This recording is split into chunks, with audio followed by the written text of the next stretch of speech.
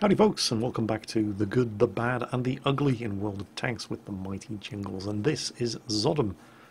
He's in the QSF clan, and he's fighting on the mines map in the T-34, the American Tier 8 Premium Heavy Tank, which once upon a time used to be the American non-premium Tier 9 Heavy Tank.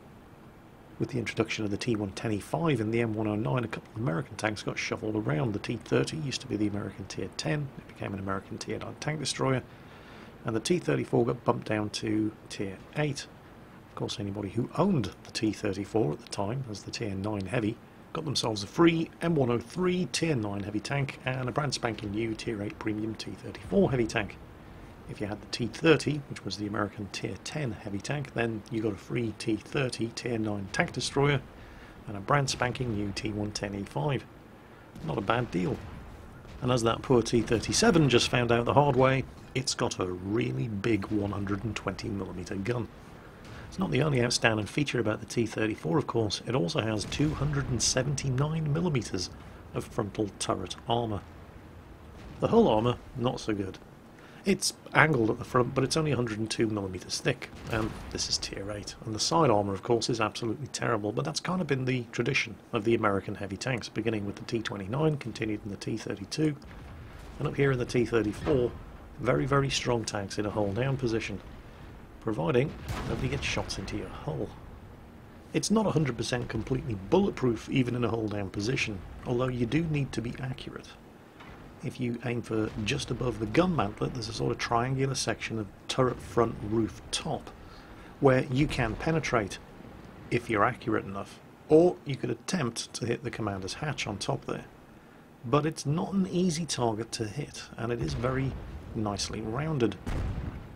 Of course, it's not all fun and games with the T-34. While it is a very, very strong tank with a very big gun, it's a huge target, and it's very easy for artillery to hit it.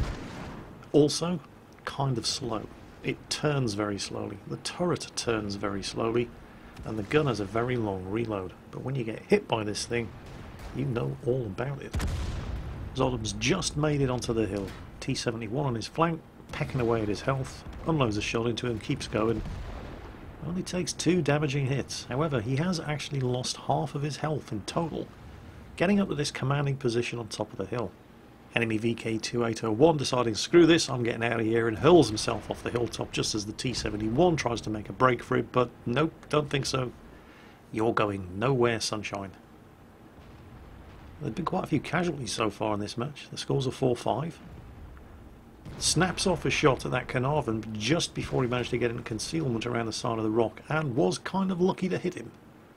This is one of those guns that has a slow reload and is not particularly accurate, and if you do snap a shot off and it misses, you can find yourself in a lot of trouble. So he was kind of lucky to hit that Carnarvon without the fully aimed shot. Taking cover behind the wreck of the Allied T-150, knows the Carnarvon's still hidden behind that rock somewhere, and there he is. Oh no, he's pulled back. Is he going to pop out? Would be really, really nice if he did. Carnarvon had the chance, while taking the hit, to get some shots off with his 20-pounder gun, but he didn't do it. And, oh, hello. A 3002M. 40mm of side armour. 249mm of penetration. And his tracks eat the shot. Then again, as long as he isn't going to use a repair kit and just going to sit there firing his 75mm pop gun at the turret front of a T-34, we may as well shoot him. Carnarvon's still over there. VK has pulled back. He's looking for the shot on the Carnarvon. He's not exactly stuck in this position. He could pull back and get up higher onto the hill, as he's pinging the map and asking the T-28 prototype to do something about the VK2801, and the AMX 5100 behind him has to fall back and actually deal with it. And he does get a bit upset with this T-28 prototype driver, and you can kind of understand his frustration. The T-28 prototype may be slow, but this is possibly the smallest map in World of Tanks, so you don't really have that excuse for camping the back of the map in the thing. And in a Tier 8 game, it's got one of the deadliest guns in World of Tanks. It's just like the gun on the T-34, except it aims faster, loads faster, and is more accurate. And yep, sure, he gets to sit there one-shotting badly damaged enemy T-34s as they come around the side of the hill. But wouldn't it be better if the T-28 prototype had been in a position to kill that T-34 before he managed to eliminate two of our teammates? T-28 prototype isn't exactly low on armour either, is it? I'm just saying there are better things to do with that big 120mm gun than sit around waiting for half, or in fact 2/3 of your team to be dead before you get the chance to pull the trigger. Knocked out the Borsig there, very, very useful. Borsig's got a very, very nasty selection of guns. And now there's a Tiger II making a break around the flank. And once again, it's the AMX 5100 who's going back to do something about it, while the T-28 prototype cowers behind a rock, desperately afraid of getting shot at. And the AMX 5100 and Zodom, because it's not just the Tiger II. There's not that many tanks left on the enemy team, but they're all making a break around this side of the map. 5100's taking a beating, but he's going to get that Tiger II, and again, no help whatsoever from the T-28 prototype, who is just not in a position to put shots into him. Come on. One more and he's done. Bingo, got him. But the AMX 5100 is almost done, and oh, that is not good. Panther 88 took the opportunity while Zodom was distracted by the Tiger II and the ARL, who's also still out there on the island, to sneak up there and finish off the IS-3, who just killed the Carnarvon. Plants one into the Panther 88, forcing him to fall back. There's the ARL. 5100 hanging on by his fingernails over there. Ideally, I'm pretty sure Zodom would like to be back up there behind the wreck of the T-150, but, well, he lost 750 health getting up there in the first place, and he's probably not anxious to repeat that experience. Where did the ARL go? Oh, there he is. Oh, come on, go. And again, he snaps the shot, and he's, well, he's not kind of lucky. He is very lucky to actually hit when you pull the trigger not fully aimed in the T-34, but, hey, it worked. And the ARL missed both the return shots, so he's still hanging in there with half of his health. But where did that Panther 88 go? And has anybody seen the Jagdpanther? He has also been... Oh, okay, well there's the Panther 88. He's taken some damage. But Zodom did a fair amount of damage to him and tracked him in the open, which means the T-28 prototype gets to pull his trigger for possibly the third or maybe even the fourth time so far in this game. So, the enemy team have a Jagdpanther, a T-28, the Crusader self-propelled gun, and we know the ARL is over there by the lighthouse on the side island somewhere. I wonder if we can kill him. No, poking out. Sixth Sense hasn't got... There he is. Oh, whoa, that was... yeah. Probably not the outcome Zodom was hoping for. Oh well, could have gone better. And oh, shit on a stick, here's the Jagdpanther. This is not good. Jagdpanther does 240 average damage.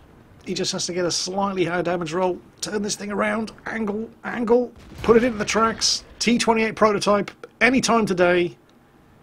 When you're ready. Finally, he is awake. And breathe. Oh, God, no. Do you know what else has more or less the same gun, except better in almost every respect, as the T-34? The T-28. They're just blowing each other's tracks off here, and he's... I mean, side shots. Come on, T-28 prototype. There's one. That's good. That's... Oh, no, he's repaired. He's repaired. And... yeah. Alright, well, he's spotted. Come on, Artie. M12. Very, very nasty artillery. Come on, shoot him. Artillery doesn't want to shoot him. So now it's down to our friend in the T-28 prototype. And you see this over and over and over again in replays in World of Tanks. The one guy with the biggest gun on the team camping the back of the map. And they think that they're having to carry the team here, when in fact, if they'd moved forward and used that gun earlier on in the match, they wouldn't be in a position where the team needed to be carried.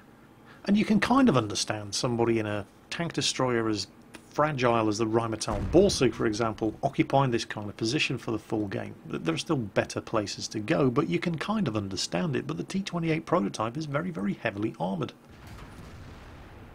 And what's artillery doing? M12, 2 enemy tanks spotted. Take the shot. Zodham's there offering whatever encouragement he can in chat. Come on, Artie, please, you can do this. And T28 prototype, you've got to move out from there, otherwise you won't be able to kill them in time. And no, it's not looking good, is it? Artie, what are you doing? What's wrong with your fire button? It doesn't seem to work. The T28 prototype is heavily armoured, but it's the kind of armour that only really works at medium and long range. It's got weak spots. The turret front cheeks can be penetrated. It's got a machine gun port there that can be penetrated. And these guys clearly know where to aim. Artie, help! This guy isn't going to be able to hold on forever. Artie's AFK. Yeah, the M12 driver actually rage quit about 6 or 7 minutes ago when the team were losing 4 kills to 10. So, yeah. Back when it looked like the team were almost certainly going to lose, Artie took the decision that guaranteed the team were going to lose. There goes the T28 prototype. He's the only one left, even though he isn't actually playing the game anymore. Well, he is probably still playing the game, just in a different tank and on a different map. Yeah, Zodham was not too impressed with this result. It could have been a fantastic win. Instead, well, it kind of didn't. Look at that. 1,801 experience. 115,000 credits. Alright, it's a tier 8 premium. But that's on a defeat. Confederate, high caliber. He did nearly 5,000 damage. And look at the rest of the team. Fully a third of his team didn't do any damage at all. Well, okay, an M24 Chaffee, yeah, fair enough. T150, tier 6, but there's a Walker Bulldog there. Tier 7 light tank. Matchmaking doesn't get any better than this for a Walker Bulldog, but no damage done. A further quarter of his team didn't do 1,500 damage between them. He was never going to win this one, was he? No. And yet you'll notice that even when his hopes and dreams were crumbling all around him, he still kept his cool for the most part, and even attempted to offer some encouragement and advice to the surviving members of his team. And that's kind of the theme of this episode of The Good, the Bad and the Ugly. Not being a dick edition. Not like, for example, the IS-3 player in that match, who had multiple marks of mastery on the gun barrel, and yet the second he died started calling everybody a bunch of cocksuckers. No. Not so much of that in this particular episode of The Good, the Bad and the Ugly. Quite the opposite, in fact. The next couple of replays were sent in by, well, her in-game name is Mary Banks. She's from Denmark, and yes, she is a she. Calm down, boys. In the first example, she's on the Steppes map, and she's in the Tier 8 premium German tank destroyer, the Kanonen Jagdpanzer. It's a Tier 8 machine with 30mm of armour, and this is one of the most Tier 10 games I think I have seen in a long time. There are 14 Tier 10 tanks in this match. And whichever crew she's training on this machine, they definitely don't have Sixth Sense yet.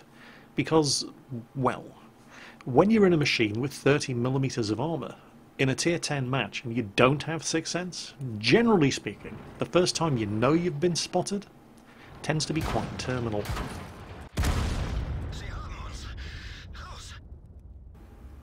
Ouch. So, yeah, that just happened.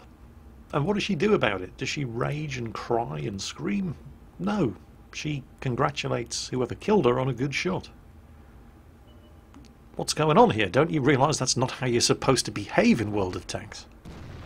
And it's not just her. It'd be easy enough to stage a whole bunch of, look, I'm being a really nice guy kind of moments, and then send them all to me in a replay. She's noticed this kind of behaviour in other players. Pay attention to the T-71, who's about to get one-shotted while on the move by enemy artillery. There he is, off on the far ridgeline. He's been spotted, off he goes, and bang, dead. Stood no chance. Is he going to rage and cry about it? No. He says good shot to the enemy artillery player. What? Wait. This is not World of Tanks. You see, the thing is, we notice the bad things and we don't notice the good things. The good things are actually happening all the time, but it's the bad things that catch our attention. And it's actually a human survival trait. While you're standing around there admiring all the beautiful scenery, you might not notice the tiger hiding in the bushes. Noticing the bad things kept our ancestors alive, and we still do it today. And so what Marybanks has done is, just in the space of 1 week's worth of playing World of Tanks, has submitted multiple replays with numerous examples of people not being complete arseholes to each other while playing World of Tanks. And it's very, very easy to forget that this does actually happen all the time, because it's the arseholes who grab all the headlines.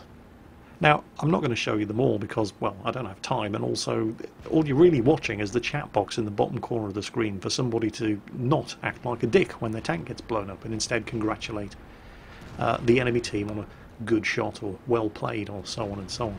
It does happen, but it doesn't necessarily make it particularly interesting to watch. This match, on the other hand, this match is definitely worth it. Now, Mary's not a very good player, and she makes no pretense about that whatsoever. You're going to see her making all kinds of dubious decisions. But in all the replays that she sent in, you never see her making the same mistake twice. So she is definitely learning from her mistakes and getting better as a player.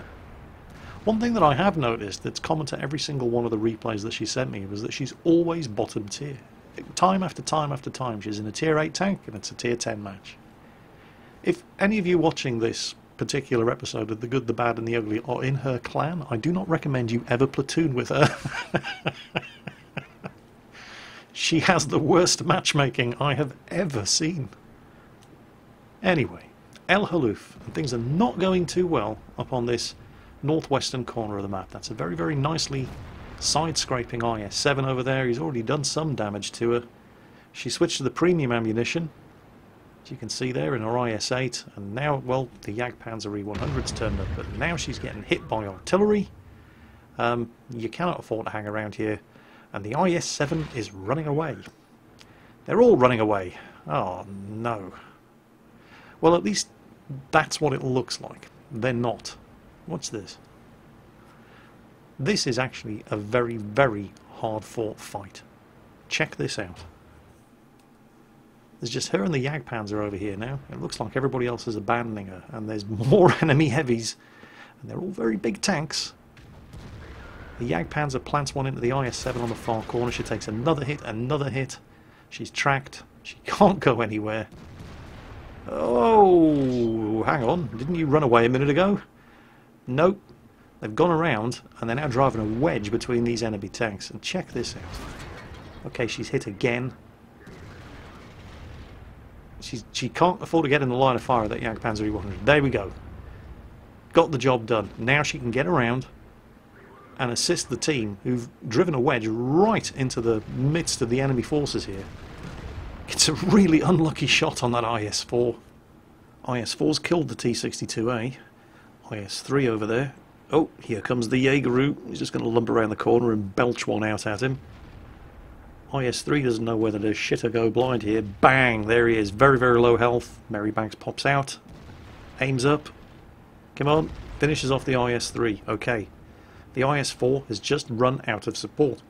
There's a T-10 over there as well, but they can't mutually support each other. So she comes out. She aims it up this time. Good shot into the back of the IS-4. Here comes the Jagdpanther E-100. Leopard prototype there, trading fire with the T-10 and not doing too well out of it, but the IS-7 comes charging down. They've killed the IS-4, the T-10 backing up. Artillery, once, twice, desperately trying to nail both Marybanks in the IS-3 and the Jagdpanzer E-100, two for the price of one. Leopard prototype puts one in the front of the T-10. She's killed the T-10, and oh, watch out, E-50M on the corner. And there is a T-110E3 just over that rise. They were calling for fire on the T-110E3 a moment ago, but he's still hanging in there. There he is. Very, very dangerous opponent. But enemy tanks swarming all around him. He's taken a hit. IS-7 pulls back. Leopard prototype going in for the flank shot. Mary checking the corner for the E-50M. Careful, he's turned around. Don't do it, Leopard prototype. Mary, what you doing? What you doing? What you doing, Mary? Mary, don't do it. Mary, no. You don't have... No, Mary's dead. Oh well, never mind. But hey, what a turnaround. What a comeback. Well, except it isn't. Because the ups and downs in this match never stopped. Just when it looked like they had the enemy team on the ropes, that Leopard prototype can't afford to take another hit. There goes the E3. High explosive shell rips the remains of the prototype apart and splashes the Jaegeru. Now, what's the rotten luck of this Jagdpanzer E-100? First of all, artillery scores a direct hit on the E3 and doesn't kill him. Then, he gets shot from the front and set on fire by the E50M, uses the fire extinguisher, then he gets shot in the rear by the E3 and set on fire again, and now he doesn't have a fire extinguisher, and so, well, ouch. Not good. Not good. It was all going so well, right up until the point where it wasn't. So it's around about now where the recriminations usually start, isn't it? Oh yeah, you knew, you did this, you didn't do that. But she actually apologises to her team for not being better. She's in an IS-3 in a Tier 10 match. I don't think you can really blame the Tier 8s for the success or failure here, and yet there's nothing to blame because everybody did really well in this match. This is one of the hardest fought, closest battles I've seen in World of Tanks in a long time. Meanwhile, the T-54, on the barest fraction of health, is desperately trying to find and finish off the enemy artillery, and she's still apologising for letting her team down. Mary, I honestly don't think anybody's going to be holding you personally responsible for the success or failure of this particular game of World of Tanks. It's, you know, it's nice of you to offer to shoulder the responsibility here, but it really wasn't your fault, and there's nothing to apologise for. This was a really, really close match, and at the end of it, the best team won. Unfortunately, it just wasn't your team. We're going to finish off this episode of The Good, the Bad and the Ugly with somebody who really, really, really likes playing World of Tanks. Possibly a little bit too much. He certainly likes to get into character. This is Razgriz001. I'm not entirely sure where he's from. I believe it may be the Czech Republic, but, well, it wouldn't be the first time I've been wrong with it. So, what do you mean he really, really enjoys playing World of Tanks? Well, check him out in chat while he's storming around here on Sound River in his beloved T-54. It does take him a little while to get into the spirit of things, but once he does, he's practically unstoppable. Do you know the nickname for the T-54? They call it the UFO in World of Tanks. Do you know why they call it the UFO? This dates back when World of Tanks was in open or even closed beta, and the T-54 was first introduced. It was so fast, and World of Tanks netcode was so bad, that it was quite literally impossible to hit. Wherever you saw the T-54 and wherever you were aiming is never where the T-54 actually was. So the early World of Tanks testers took to referring to it as the unidentified flying object. Is it here? Is it there? Who knows? Things have obviously gotten a bit better since then. Well, actually, I suppose hardly anybody calls the T-54 the UFO anymore. And very few people actually realise why. Oh, actually, hang on a minute. This is a bit of a ballsy move. That's nice, he's gotten under the guns of the tanks on the opposite ridge, and now this T-37 has got nowhere to go. Enemy tanks in front, enemy tanks behind, and bang, there you go. Is this where he starts going wild in chat? I don't think so. No, not just yet. Oh, an ISU. Whoa, whoa, whoa, whoa, you don't want to get shot by that thing. Finishes off the Indian Panzer, looking for shots at the Tiger II. ISU's pulled back while he's obviously reloading. Waiting for the ISU to pop out, and he hasn't quite noticed what's about to appear on his flank. Bang, there it is. AMX 5120. Oh no, what is a T-54 to do? Well, check this out. He goes for the drive wheel, immobilises him, and then he takes his time alternating between the engine and the turret, and then immobilising him again. And there is nothing the AMX 5120 can do. You see, these French autoloaders don't have particularly good gun depression, but it's their gun elevation which is just as big a problem because of that autoloading bustle at the back of the turret. It sticks out so far out the back of the turret of the tank that it restricts how far up you can elevate the gun. So he's completely incapable of pointing the gun at a T-54 sitting 30 metres away from him. And it's around about now where Razgriz starts really getting into character in chat. There he is. Not going to happen. Perish in red flames. He really gets into the spirit of this whole Soviet medium tank thing. And he's only just getting started. Oh, there's the Tiger II. Good hit. Good hit. Anyway, we were talking about nicknames for the T-54, weren't we? And I refer to these things as Heat 54s now rather than T-54s because that's pretty much what you expect people to be firing when you run into one of these things. And there's a good reason for that. A D-54 basically has two top guns, the D-10TS and the D-54 gun. And one gun has better gun handling characteristics but lower penetration, and the other gun has slightly better penetration but worse gun handling characteristics. So the whole idea was, and he's there in chat again, the whole idea was that Wargaming wanted to give you the option of having a good brawling tank gun or a good sniping tank gun. The only thing was, if you went for the gun with a better accuracy, you would suffer lower penetration, and that kind of worked up until everybody realised that you could have the gun with the better stats and also give it better penetration just by pressing your 2 key. So nobody uses the D54 gun on the T54 anymore. They use the D10 T, I think it is, and they just load gold. And that's why I refer to these things as the Heat 54 and not the T54. Germany kind of has a similar arrangement with one of their Tier 10 heavy tanks, the Heat 100. Yeah, the Heat 100. Same deal, you've got a choice of 2 guns. One has great penetration, but not so much damage. Another one does a metric arse ton of damage, but has lousy penetration. Unless you press your 2 key. Hey, best of both worlds. Fantastic. So, yeah, the Heat 100 and the Heat 54. Very popular tanks for some strange reason. Oh, he's there in chat again. It's the it's the ISU, isn't it? Betrayers of the Unions shall perish. Yeah, that'll teach you not to be on the enemy team. He's going to get him. He might take a hit here, of course. Ooh, and he does. Oh, he does take a hit, but it hits his gun barrel and rams the dirty, filthy traitor to death. It's better than he deserves. That's pretty much exactly what he says in chat. There it is. Die, traitor. I really do love watching somebody who is so completely, unapologetically, and enthusiastically having fun playing their favourite game. And you have to admit, he's not bad at it either. I mean, he is pretty good. Gold ammo or no gold ammo, he's a pretty damn good T54 driver. There's only 3 enemy tanks left. Bit of a landslide. Oh, there's the S51. Another dirty communist backslider.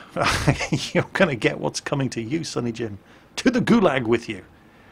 But let's just be careful, because it is an S51, and that thing can nuke an entire city block. Oh, firing on the move. Missed.